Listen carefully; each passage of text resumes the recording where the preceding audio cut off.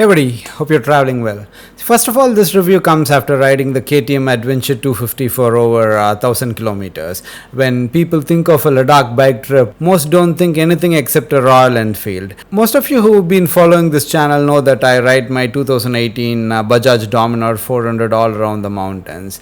But this September I made a short 2-week trip to Ladakh. I hired a KTM Adventure 250 and rode it starting from Leh, riding to Siachen and then to Pangong, finally to Hanle, and then back to Leh. I was pleasantly surprised by its performance, especially its off-road capabilities, and here's my review on whether the KTM is a suitable bike for a Ladakh trip or a Spiti trip. See, the first advantage is the rental cost. I paid $1,300 per day for the KTM Adventure 250. So when I compare this to a day's rental of about $2,500 or more for the Himalayan 450, or a minimum of about, let's say, $2,000 for a 411 Royal Enfield Scram or a Gen 2 Himalayan, this definitely is a cheaper option. Of course, you can't compare the performance of a 450cc bike, a Himalayan, to the 250cc KTM. But then let's weigh the pros and cons of the Adventure 250 in the Trans-Himalayas. First of all, this bike was meant for off-road, and I'm extremely happy with the off-road performance of this bike. See, the problem is I had almost gone tires. See, the bike has run like 16,000 kilometers and the MRF tires were like almost gone. The center patch was like totally bald, but in spite of that, the suspension worked real great in gravel roads, in boulder roads, because from Nubra to Pangong there was this one stretch. People who've traveled know that the Shiok route that connects Nubra directly to Pangong. So that route, about 40 to 50 kilometers, was a complete boulder section, because the actual route is being worked on. So they've made an alternate route which is like temporary, but then the bike performed really well with that. So that's the first thing I'm happy about. And the second thing is the mileage.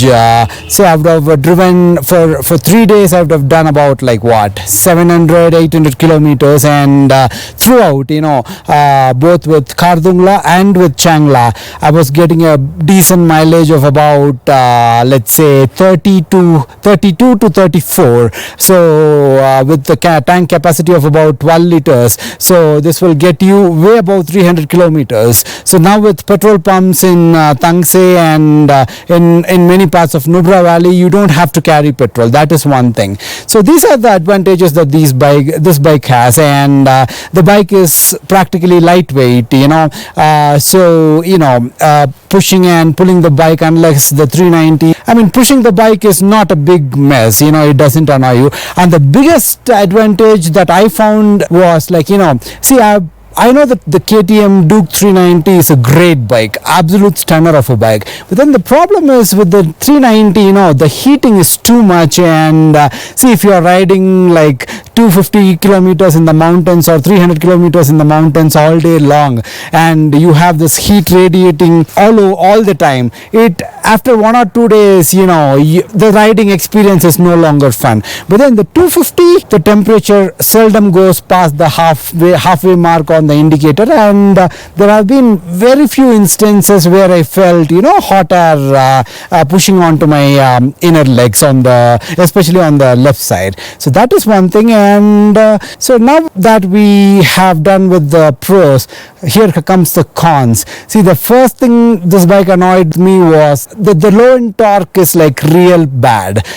See, the problem is there is nothing in this bike below 4000 rpm, and after 4000, yes, it is pretty decent, and the top end, as always, with all KTMs, is fantastic.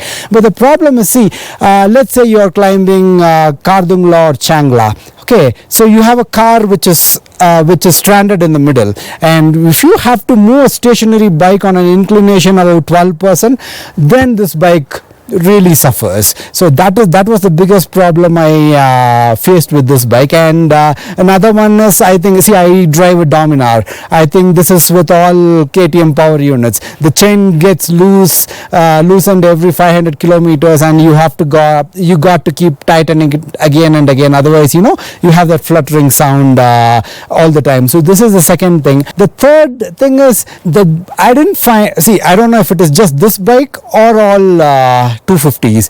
I did not find the gearbox to be very smooth because I have to turn off the ignition many times, push the bike forward and back to get it back to neutral, and these bikes don't start with the clutch pressed and the first gear on, so that was a hassle, especially when I was climbing the passes. So all in all, is the KTM Adventure 250 a suitable bike for the mountains? Yes, definitely yes.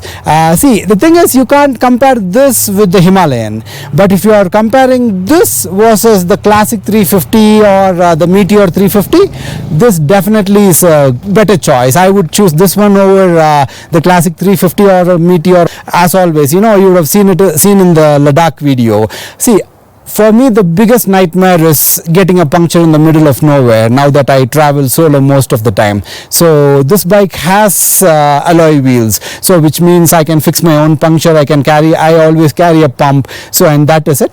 So all in all, the bottom line is, if I had to choose between a 350 Classic and a KTM Adventure 250, I would always choose an Adventure 250. See you guys, ride more, ride safe.